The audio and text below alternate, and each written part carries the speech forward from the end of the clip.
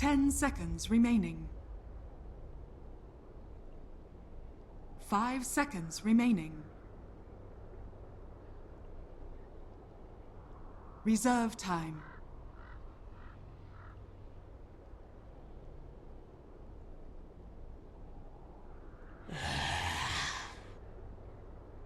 Radiant team ban.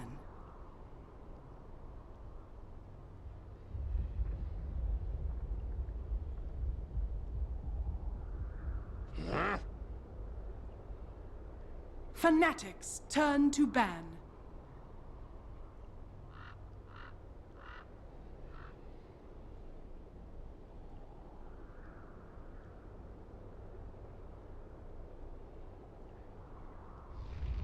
Ten seconds remaining.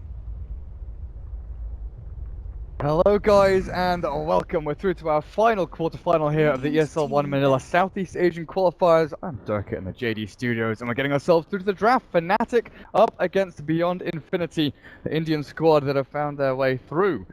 Beaten at WUJ to face up against the Malaysian lads of Fnatic themselves. The draft has begun. And welcoming my co-caster, Scant. We've seen a lot of upsets, we've seen a lot of underdog stories, I think as you'd like to put it, come through in these qualifiers. Do you think BeyondIN have a chance against Fnatic? Yeah, they have a chance. They have, I don't know how many chances or how many chances, but you know what's funny? They have the draft on their team's nickname is No Chance. I don't know if he thinks. Maybe he thinks that Fnatic have no chance against them.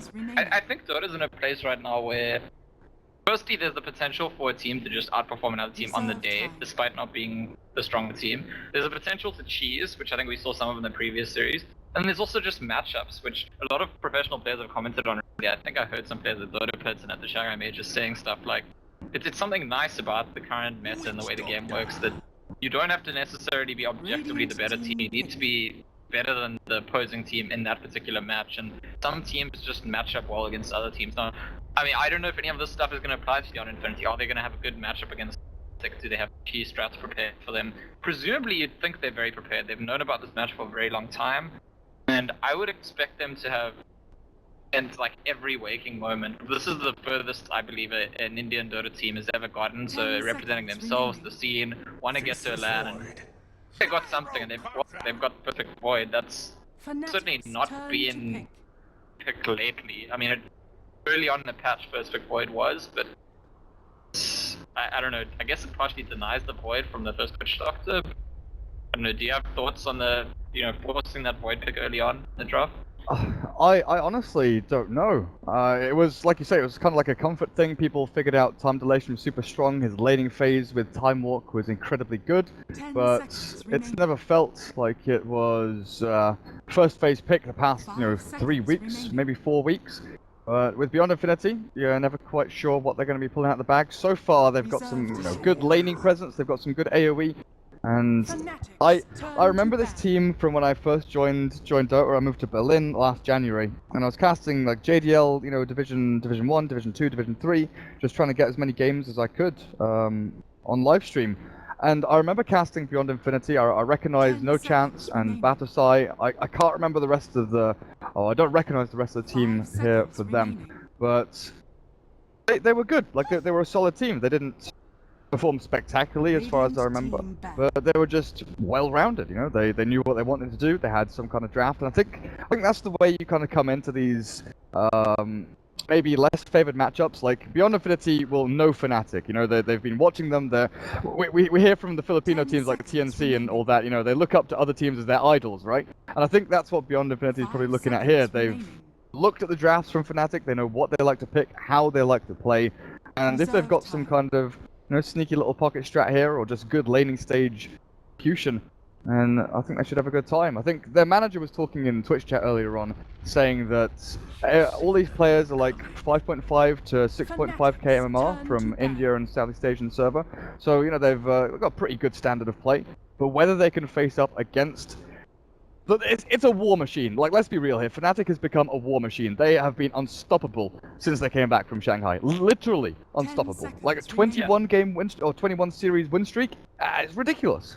5 You know, seconds the most remaining. incredible thing about that is that Mushi hasn't played any of those games, and I think my Reserve view time. anyway is that I think 343 has been a much better drafter for this team than Mushi has, and it asks some questions about when Mushi is back healthy, like they keep 343 as a coach maybe, because I honestly think that one of the weaknesses of Fnatic, even at the major, was always that their drafts were like hits and miss, and drafts have been fantastic with 3 standing it. See exactly what they're up to as the second phase of bans come through. Oracle taken out. 343's had some pretty good performances over on that hero recently, and no surprise to see it taken out here, especially paired up with the Ursa. Radiant As team Fnatic ban. actually removes some of these kind of stronger laning heroes. Puck, difficult to gank and control. Bean adds in that Nightmare into Rocket Barrage combination that some of the maybe weaker offlaners or some of the offlaners that like to push a little further up the lane can get caught off 10 by. seconds remaining. Beyond Infinity, I think you ban out something like a Beastmaster, or ban out the Enchantress actually. Take up the Chen for themselves. Fnatic's turn to pick. Is that like a ban Enchantress so you don't jungle against our Chen? Because it's like a pretty old school thing, and again, I was about to say, like, don't you ban the bounty answer?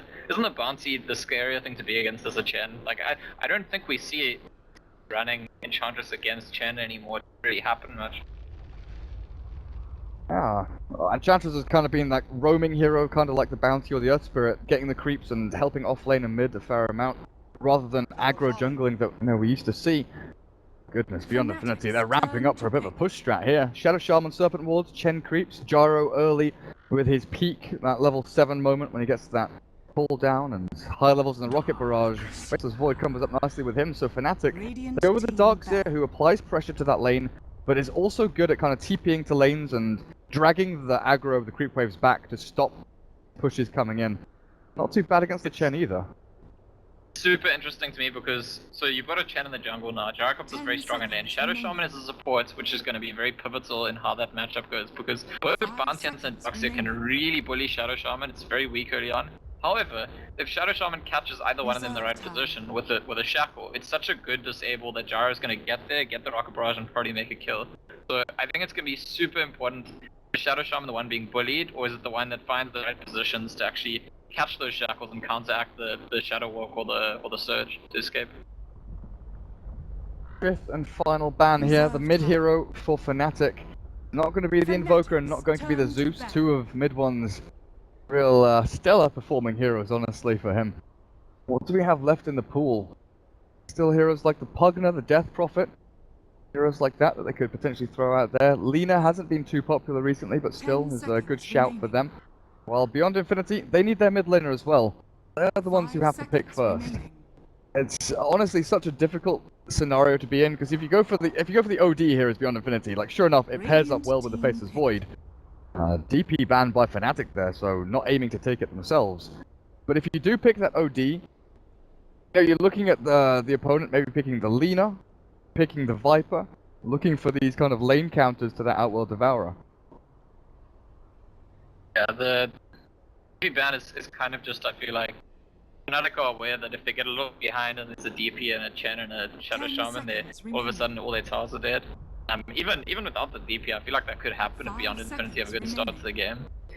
I don't know much about Beyond Infinity's mid lane. I know that's mid one play. I mean, the heroes left in the pool. Yeah, he plays OD, he plays Viper. He's played Nyx in the mid lane quite a few times recently, actually. But I'm not sure that's the pick here.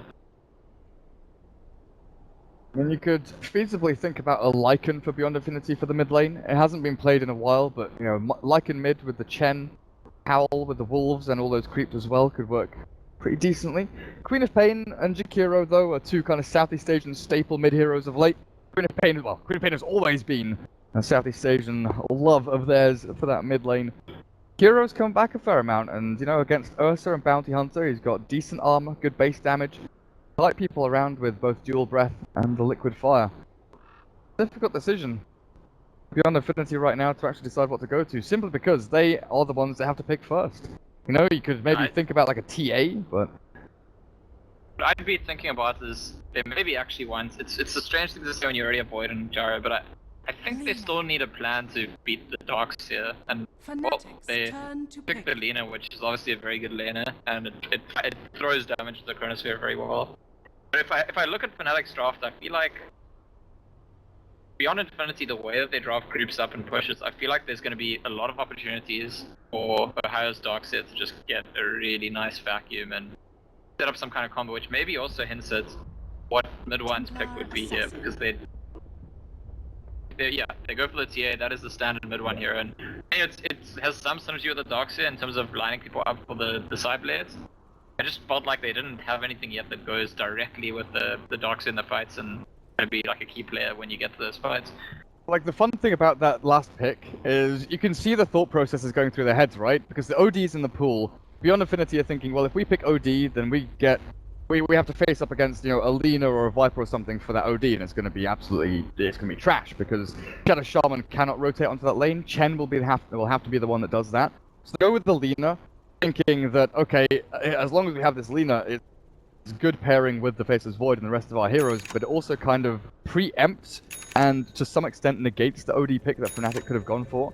But then the Templar Assassin for Fnatic then swaps things straight back around. Does pretty decently against that Lina in lane. So we'll see exactly how things pan out for them. Beyond Infinity, up all their lanes. Bat aside, the offlane Faceless Void, no chance on the Chen. And that Lina towards the middle lane. Blizzard on the Gyrocopter, and of course the Shadow Shaman. That is Bug forward with a very early Observer Ward, watching for the movement across by the Darkseer. For Fnatic, they've got this DS plus Bounty Hunter, the double Ion Shell. This can cause a lot of havoc, especially around these initial rune fights. Rest of their team, what have we got? Mid one on the Templar Assassin, Net playing the Ursa, 343's Witch Doctor. Do Beyond Infinity have any sentries? Got one on the Shadow Shaman, and they've given one to the Lina for the middle lane to deal with the Bounty Hunter. Bottom rune spot, it's going to be a difficult contest. Chen's got one. Actually, Lina has two. They've got 4 sentries.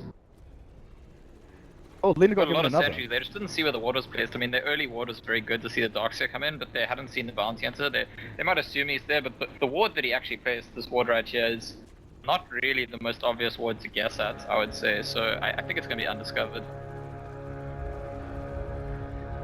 Bounty rune, she won a piece.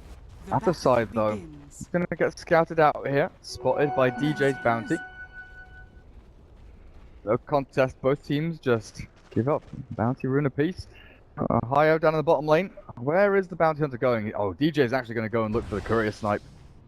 And because he has boots, he might get it, even though they expect him there. This is something I saw Kuroki do on Bounty Hunter recently as well. Started the boots, not the Ultra Venom, and it gives you like a bit of an edge that people don't play around as much. They don't expect you to have that chase. It also just gives you the mobility around the map. Usually you'll see the Bounty still go back for Orb of Venom, getting it second instead of first.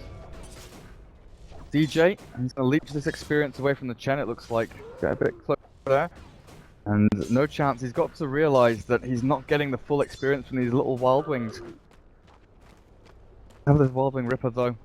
I look to maybe stack up some camps early on.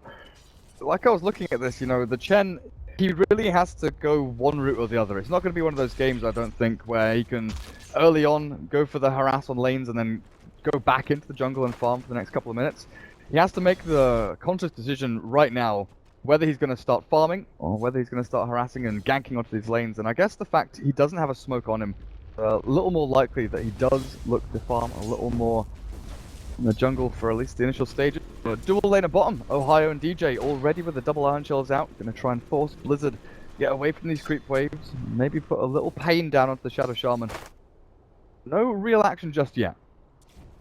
I think that the Chen is hoping to start with the status Tormentor, and I almost wish that this is something we could get stats on. Like, our stats are not advanced enough yet to do it, but I wish we could look at like relative win rates of Chens when their first creep is a Tormentor versus when it isn't, because I just feel like the game is not very balanced at the moment when it comes to those kind of creeps. Like, that particular creep, if you're a Chen or Enchantress and you get it first, you like automatically win a lane, choose any lane, you've won that lane, and there isn't really any other creep that does that, so unfortunately, on his side of the map, there aren't any setters anywhere, so gonna have to just have a bit of a farm to start with. Yeah, like the Wild Wing is annoying. This tornado is irritating for the Templar Assassin, but the Satyr comes in and pretty much just wins the lane outright, like you're saying. Bounty, DJ, yet to make a real impact here. He has hit his level 2 though, with a little bit of leeching he's done down at bottom. Sentry Ward from the Radiant Swifty's gonna be able to scout him out and know when he's coming in from the side and do exactly that. They ping it out, no chance, realizes DJ is lurking around. They'll bring the bottle out to the Lina. So no snipe here for DJ, realizing Bounty Hunter is coming in to stop the bloody Wild Wing, casting that tornado. And he's out of mana as well. There's no more tornadoes out from no chance. But he'll just continue stacking these camps. I wonder if he might send the Wild Wing back to base to get mana, just because he stacks himself and probably intends to farm that way. And it is one weakness of the Wild Wing strategy, is usually this is what Chens do when they get the Wild Wing: harass the lane with the creep, stack the camps, and then you come back and farm the camp. But if the Bounty Hunter happens to be there when he's clearing a stack later on, that's going to be a huge cost actually. What's this Wild Wing doing? It's got no mana and it's running itself across. The slack cannon out from the gyro. Help him harass back Ohio and DJ, for now at least, as this creep camp gets pulled across a couple of times. Really annoying for them, but it's a mod golem for no chance that's been pulled across. Dragged out of its home. Wonder if they look for a kill here, because there's a sentry still on someone, right? There's actually not. A couple of sentries from the Dire have actually dewarded everything here. Oh, there we go. There is one. Shadow Shaman. Brings it out. One sentry dewarded. They're not going to be able to catch. Oh, is that even in range? That's barely out of range anyway, even though it is hiding in the trees. DJ hasn't actually gone back to the Orb of Venom, so I guess he might just be trying to rush the Arcane Boots game, which is a slightly different approach to...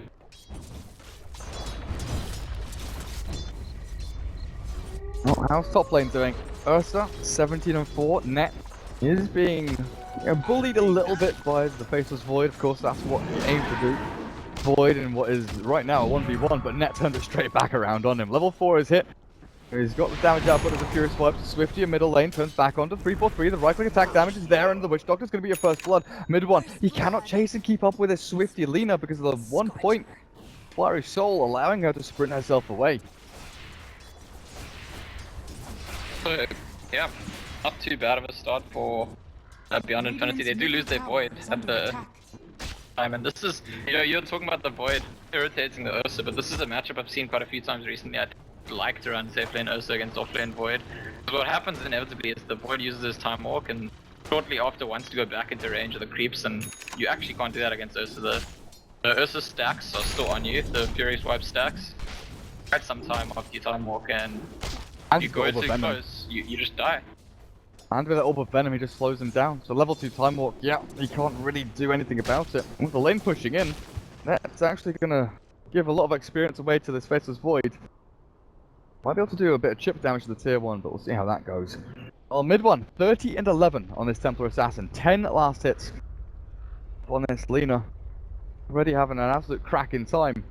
Of course, this is the way the lane is kind of meant to go. Lina doesn't do particularly well against the Sideblade splash out. Just has to kind of control lane equilibrium and spam out Dragon Slave. Right click down the TA as much as you can to burn through the refraction charges. And that's with there was also that Wild Wing spamming Tornado at the TA, which part of the reason Chen is a bit under-leveled at the moment, so I think mid one's having a pretty good game, and surprising, he is a MMR leader of the region, and good reason, he's a very skilled mid player. He's not on the leaderboards though. Sorry? He doesn't show on the leaderboards though. The leaderboards are broken. It's so sad. I think it was on the leaderboards at one point, and I think it's just either too few pubs recently, or I have heard there was a Reddit post, right, saying they're broken or something. Because mid one is, there was a stage once he hit 8k where I think he was on the leaderboards. He's currently like 1 game below 8k, he keeps dropping in and out of the 8k region, but I don't think any of the C players made 8k at all, except for the MVP players if you count them who actually play in China. Oh, the trap slows down the Lina, and mid one. Maybe he can go for a kill here actually. No, he just throws another one down, but it's Shadow Shaman getting a kill on bottom lane. So Ohio's Darks here do miss out on, but Swifty's Lina, yeah, 1,000 gold in the bank actually saving up, and I guess Yule Scepter is still a pretty good item on the Lina, but we've seen people actually go for Ether Lens as their primary item.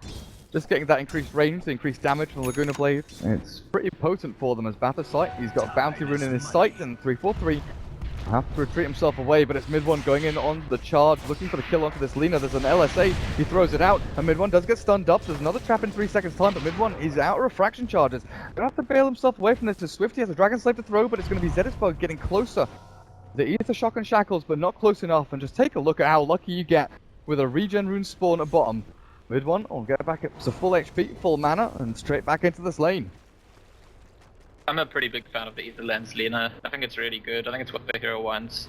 It helps your farming patterns. It lets you combo down waves a lot more easily, and also just that range. If you do go for the Yules, it's kind of like the anti-nerf to what the Yules got. Just start with the Arcane Boots, which makes it very likely she is going to go for the Well, the stack is finally taken by the Chen, but I didn't see whether DJ was there for the stack when it was getting taken. He's in range now, but I don't know if he got the experience from it. He's level 4.5, so I kind of assume he was. DJ. Yeah, I think he probably was for at least some of it. I think he was level 2 quite recently. Tower is under attack. No chance. Level 4. Loading in behind his tier 2, realizing the mid one's Temple Assassin is on the prowl for these targets. But so far it's been decent here from Beyond Infinity. You know, they've not given anything away to Fnatic, 2-1. 1.5 minutes into this game, they're farming decently. And Gyrocopter, he's getting closer to that level 6 point, the pivotal moment when we really want to look for these rotations and the TPs across to start setting up these skirmishes and fights with the Chen, with the Shadow Shaman, and with that cooldown. Yeah, I mean, Beyond Infinity are getting slightly outfarmed, which I would expect the maybe less experienced team. It's very slight. There's an attempt on the Void in the top lane, but I think he's going to be fine. The really impressive thing for me about Beyond Infinity is that the Shadow Shaman has not died yet this game. He hasn't been caught in those positions where the Bounty in the Darkseid can really bully him. And I did talk about in the draft, I feel like a Shadow Shaman is the support hero that can really be preyed upon, especially when the other supports are Chen in the jungle. And I think it's just really well done. Good play by the Shadow Shaman and his teammates. Keep the sentries up, stand in the right position, don't walk off on your own too often, and it's paying off. He's going to get to his level 6 soon, completely like untouched, and it's a super important progression in Beyond Infinity's draft. Last give manas for Net, and he dips back into the jungle, so this will give 343 a little more room to get his level 6 up at top. Ursa is definitely one of the better heroes from the safe lane to actually go into the jungle and farm himself through. It's not that easy though to walk yourself straight into this Rosh pit though, you know, against the Lina with her low cooldown spells and the ability to just run across towards the Roshan. Maybe they'll look to, after these stacks they've taken, smoke up both Templar Assassin and the Ursa together. They don't have any ancient stacks built up for them, so they do need something for this TA to actually build herself into the monster that she can be in the mid game. Look at that. I do feel like if they tried to rush together, they'd get it. And that's what's being checked right now by the Radiant side. I feel like if the Tia and the Ursa went together, it's just so ridiculously fast. Good vision there. Good realization by the Radiant. Gonna scout out. No one's in the Rosh pit, while Net up at top lane. He's looking for this Faceless Void, but here's the first rotation from the Gyro, and they're looking for the call down from Batasai. With the Chrono down onto the Net, call down as well. Blizzard. That kind of damage is good, but they've still got that ultimate from Net to try and turn things back around here. And Witch Doctor 343 throws out the cask. There's the Mango out from Blizzard, looking for another Rocket Barrage, but the bash onto Net is going to slow him down. The Time Walk from Batasai to retreat out of this. Nobody's going to die, so that's 2 big ultimates there expended by the Radiant. Well, down in bottom lane, Bounty Hunter will drop. Shadow Shaman's level 6 now. With the gen increase, they might actually just get to tier 1. Dire's middle tower is under No attack. Chrono, no cooldown. They're going to be missing out on these big spy ultimates. It gives so much respite here to Fnatic for them to just sit back and farm through the jungle a little more. Dire's structure. Tier 1 at bottom lane, at this point, there's no real reason to defend this. I'm going to TP the Witch Doctor down here to maybe slow it and not allow it to go so quickly. Level 6 on the Bounty Hunter to give the vision and the tracks as well. They're not going to commit to defending the tier 1. They know that it's not really worth it, but with a trap at mid lane, the call down will land down onto mid head, Batasai. Time Walk across. They're not going to be able to catch anyone else here as the Dragon Slave will clip the back of Net there and drop him low. Dire's middle That is the 2-tower lead for the side of Beyond Infinity, and I think they, other than the fact that Fnatic did like outfarm them a little bit in terms of the raw last hits, Beyond Infinity are actually just getting the better of Fnatic in terms of their early map control and movements. Like, sure, Bounty Hunter's got to level 6, but other than getting himself levels, I don't know if his impact's been that big. Usually DJ, we expect him to be a player with very big game impact early on, especially on a hero like Bounty Hunter, and Beyond Infinity have just played very well to, you know, limit the extent to which the Bounty Hunter can abuse them early on and those early tower kills. And now we do finally see that smoke from Fnatic. I don't know if it's for the rush or just for a gank. Yeah, it's been solid, steady play here from Beyond Infinity, and this smoke doesn't look like it's going to come to anything just yet. An observer will place deep into the jungle there, will give them some intel.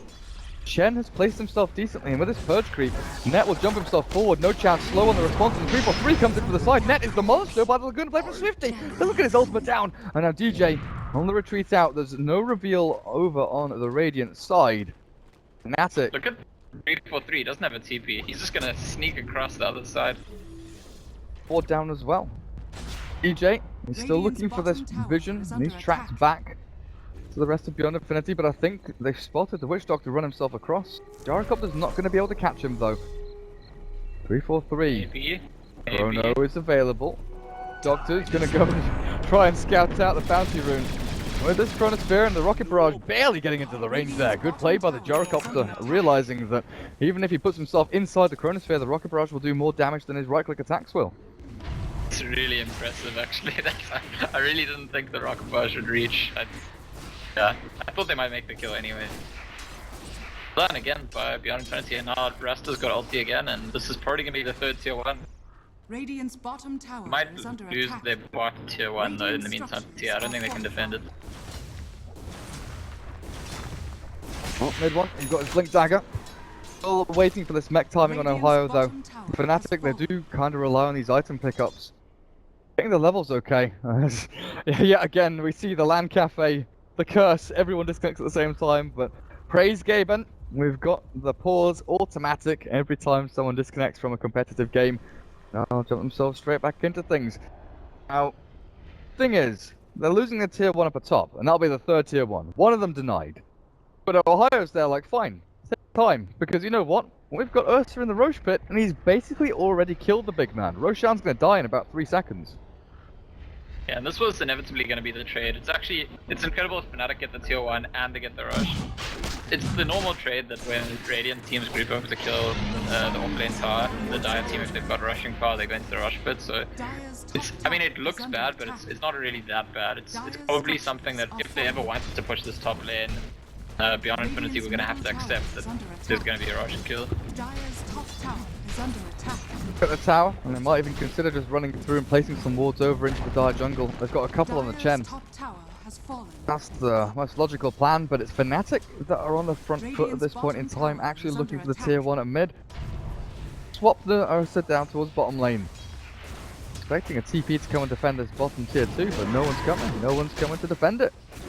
Go in and shred it a little bit. And now Net does have 1700 gold, so Blink Dagger is getting closer and closer. It's only 14 minutes into this game, remember, and with the Bounty Hunter having level 8, he has had an amazing start with just getting levels. Quite often we see Bounty Hunters that don't get anything done early on, they don't, control or crush a lane.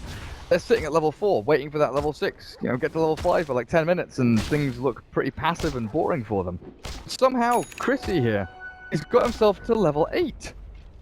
Yeah, the real downside of a bounty is when you're trying to abuse people and you fail, and then you're under-leveled and you got nothing done. And in this game, he didn't really get that much done in terms of shutting down the enemy supports. He stole some XP from Chen, but he made sure very well that he's going to get the value himself, and I think that's probably the next best, or maybe even in some games the better way to play it.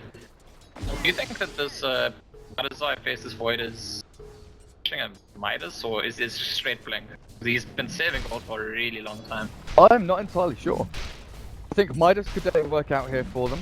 The fact that Fnatic are definitely sitting on their haunches and kind of trying to drag this game out as much as they can until they get these items, like the Blink on Net is here. Mercer's going to be jumping himself around. Don't know, Blink Dagger on Void, is it that good in this game to rush straight into it? It might give them more presence to group up and push lanes, which just seems like something that they want to do with the Chen and the Shadow Shaman. The Void can threaten to blink in and catch people. It's a lot more difficult for Fnatic to defend. That's all I'm thinking, but if you can get away with the Midas at no cost, then the Midas is almost always the superior item. Looks like it is the Blink though. 2200 gold and Battle Size still saving up money as this tier 2 mid. He's even got an Ogre Bruiser, but it's Blink forward from Net, jumping in onto Swifty, and he's demolished with the Chrono back onto DJ mid one. This Net Ursa, he gets himself through the shackles, and back into the wall, still catches 3 with the Death Ward down, they're going to crush them beyond Infinity. They've lost 3, as Blizzard slowed by the trap and cruising forward. This Gyrocopter is absolutely done for. It just needs Net to take him out. Gyrocopter drops himself. Mid one having Blink Dagger up in a second's time, actually going to be looking for this courier if he can choose the correct way. He realizes the avenues for the courier to juke him too great, so he stays and farms the creeps. Faceless Void was the only one to survive, and now he has his Blink Dagger. But they didn't get a single kill there, while Fnatic, how many track kills did they get from that team fight? Several. I'm not sure exactly how many, but I mean, they just made very good usage of their Ursa's Aegis. That's what they did. They threw the Ursa in, and Void tried to chrono everyone else so they could just fight the Ursa, but even that approach didn't really work out. The Void couldn't kill anyone. All they did was kill the Ursa's Aegis. They're gonna kill Ursa now. But overextended, but I almost feel like this is a dynamic that plays out when a less experienced team plays a more experienced team. That in terms of like the specifically planned moves and actions, and just in terms of the draft itself, Beyond Infinity doing really well. As soon as there's suddenly a chaotic fight, and it's like everyone has to just adjust and improvise and show their experience in making these small decisions in a fight, then I think you see that Fnatic are the giants that they are. So those kinds of fights breaking out, those kind of big fights that aren't going according to how you specifically planned them, they're going to be a big challenge for Beyond. Still going to get in here onto the tier 2 mid. Glyph is thrown out by Fnatic, actually. They'll send... Wait, who did they send back to base? Oh no, they're not sending anyone back to base, they're bringing the creeps in. Control and little Alpha Wolf. Hold down for the retreat here. Shuriken bounces across numerous people, though, as these tracks have been flowing out from DJ. Pretty... TA's got Blink and Desolator, and Invis in bottom. And another trap. Don't pop the trap there, so they don't want to try and commit for that one. I guess without the Darkseer mech, a little bit worried about what can be turned around on them, even without the cooldown there. You know, Laguna Blade level 2, Lethal Lens into Yule Scepter for this Lina. Mid one, you're right, he's 003 right now. He's so freaking farmed. 8,700 net worth, 17.5 minute Deso, Blink, 600 gold in the bank. Let me get the wrap in. 4-man smoke. Fnatic, looking for the jump onto someone. Do they have the vision though? They just need these tracks from DJ. Start giving them that intel, and he's looking over onto the Chen. I think Net wants to jump in, but it's Alina they really desperately want, and she moves herself a little bit further forward. Net with the trap forward from mid one. Not committing just yet. The Centaur is the bodyguard right now for this Lina, making damn sure there's no one be committing in onto her. And I think they recognize, like, imagine the Ursa and the TA both blink onto Lina. She doesn't die straight away, and Void reacts and chronos in Void. That could be a stuff. Yeah, they've got the Chen. No chance, or do they? The heal is there. About to slide with the chrono down. Net is already gone. Mid one trying to do stuff from the back end, but there's more with the depth. Now on comes BI, and Void jumps himself away, but Zeddy's bug, he's so low. One more hit out for mid one will clear him up, and they're looking for a little bit more on the back end. But mid one can't really dive in behind tier 3s. They lose the Ursa. Beyond Infinity. 3 heroes drop just for that one. Yeah, it's really clever because they have that ward, the ward of the Radiant Ancients. They saw the Void at the high ground, and so they start a fight on the side lower down. Void gets the chrono, but it's actually only on the Ursa, and the Ursa, I think they were going to deal with the Ursa even without the chrono as things worked out, so I think it's just really smart of Alec to recognize that he's the key hero, he's on the other side of the fight, they're going to start it low down, and I think that's probably the big difference maker in winning the fight. Well, it looks like DJ's going to go for his regular old bounty build. Kane's drums into Vlad's, while the Greaves, yeah, they're done for Ohio, so he can start looking into his Blink Dagger next. And then maybe even look for things like that Lotus Orb, Shiver's Guard, start tanking up that armor and giving more utility to your team. And what you worry about for the side of Beyond Infinity is that the support heroes are getting further and further behind, and heroes like Chen and Shadow Shaman have potential in a game like this to drop behind and become sort of food for the enemy cores rather than performing their intended function. They really want to be pushing. Chen wants to finish mech, Shadow Shaman wants to probably be able to get something like a blink or 4 stuff up, but the pace of the game has kind of worked against these two heroes in the last 5-10 minutes. And Fnatic are going for double BKBs on their cores as well. That's Shackle from the Shadow Shaman, the Lina's damage output, all gonna be pretty much negated. It's rare, really, nowadays that you see both cores going for BKB as, you know, one of their earlier items. Usually it's kind of one BKB carried and the other one goes a little bit greedier with damage output. But Fnatic knows that at this point they're reasonably far ahead. There's actually the TA jumps in and pretty much insta-kills that poor little Chen. And now if you're looking for more, this Shadow Shaman might be the trap bet. by Beyond Infinity because Battlecry is hiding over in this tree line with a blink forward. They'll land the call down and the chrono down onto mid one, and they cleared up the Templar Assassin.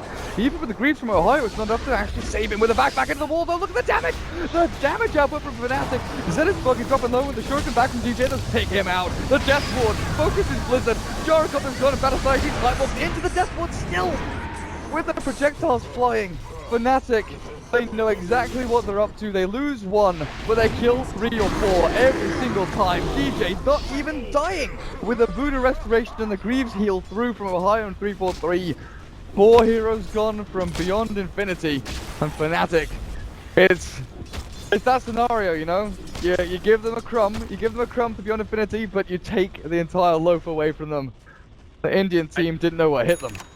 I think Fnatic were maybe a little bit cocky to start with there, just playing around with the Centaurs, knowing they could double stomp you, could get caught by Chrono, but I agree, they position well, that they'll get value anyway. And again, it's that situation I feel like where once the fight erupts into like a more chaotic mess, it's not just about the Chrono spin the cooldown, now it's like lots of people doing smaller things.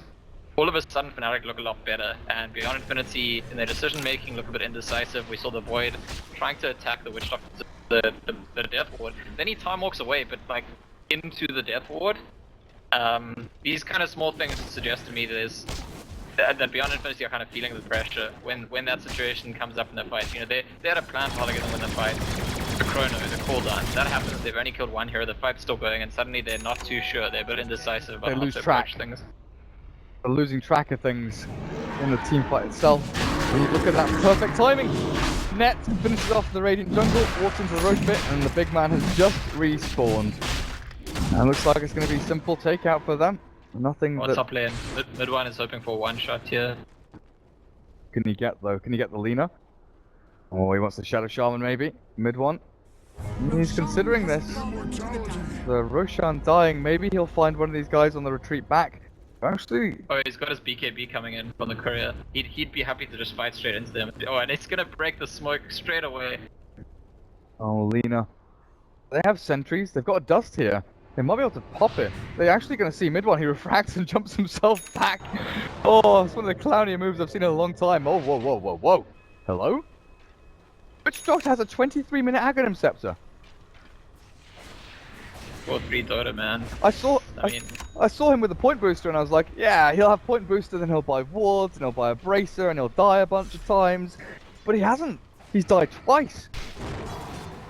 Yeah, and he hasn't really farmed that much. I feel like just being near kills, and especially track kills, has gotten him really, really far this game, and that's gonna be something that has to be dealt with.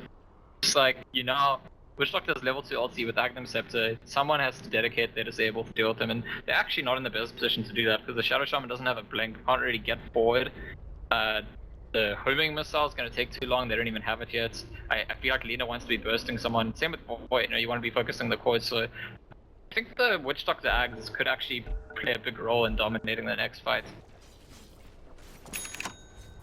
They've got dire vision up on this high ground, and they know that Lina and Void were both making their way back through that jungle. There's another blink as well. Ohio and TA and Ursa, all with blink daggers, as it looks like Indian squad having a few little issues there. Connecting again. They'll get themselves back into things as quickly as they can, of course. Fnatic being gentlemen, you know, saying take your time, doesn't matter. We're fine with this. Not tilting them. Might be tilting the Radiant team though, knowing that, you know, they are at a deficit and being broken in the rhythm that you have to play in this kind of game when you do have these kind of big AoE combos and you know the team fights matter so much to you. Because you want to fight into push. This isn't a split pushing lineup. You know, you're looking at Chen and Shadow Shaman and you kind of think, well, can't they go and take towers on their own? But not really. Against the TA Ursa Bounty Hunter who keep the vision up, who can just jump onto you and destroy you in a matter of seconds. Beyond Infinity need to be 5-manning. They need to be taking big team fights, winning them, and then taking towers. Something they haven't really been able to achieve this game. Yeah, they really have their flow disrupted, and these BKBs gonna do so much work, because if you look at the damage output from Beyond Infinity, it really is almost exclusively magic damage, so never mind just blocking the disables. Even a Jarikov, even the carry hero, has more magic damage than physical damage at this point. Honestly, he's not that farmed, he's quite far behind the enemy cores, and even if he was, Jaro is a hero that takes a long time to be physical damage based. Oh, the tracks come out of DJ. There's one onto the Lina. Sanjin Yasha is here for Blizzard, but this means there's no buyback on anyone from the Radiant, so if they do start to lose this fight, it will snowball massively out of control. And the final outer tower for Fnatic, take down this top tier 2. Net, of course, with the Aegis for, what, another 4 minutes or so?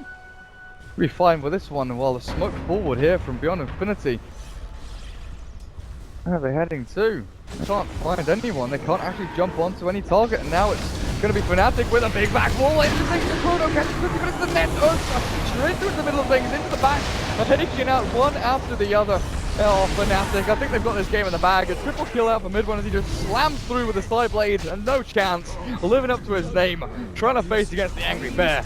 But this tier 2 is forfeit. The gold from the Serpent Water goes across to both Ursa and the Templar Assassin. And with no buybacks here from Beyond Infinity, Buzz Lightyear would be sad. Yeah, we talked about in the draft that it's impossible for Beyond Infinity to like approach fights in a way that they don't walk into the dark there. At this point it's not really that significant because they're that far behind anyway, but it just kind of adds insult to injury that they get caught in like a 5-man vacuum wall. Oh, game number 1 here in this best of 3 goes the way of Fnatic. And no surprises, no upsets. The great thing is though, Beyond Infinity, they definitely showed that they can play. You know, early laning stage, the first 10 minutes was solid. It was good against Fnatic. But I think they just need to have something a little more spectacular in their drafting. Upset the Malaysian Kings. We'll be back in a couple of minutes, guys, with game number 2 here in this best of 3 after a short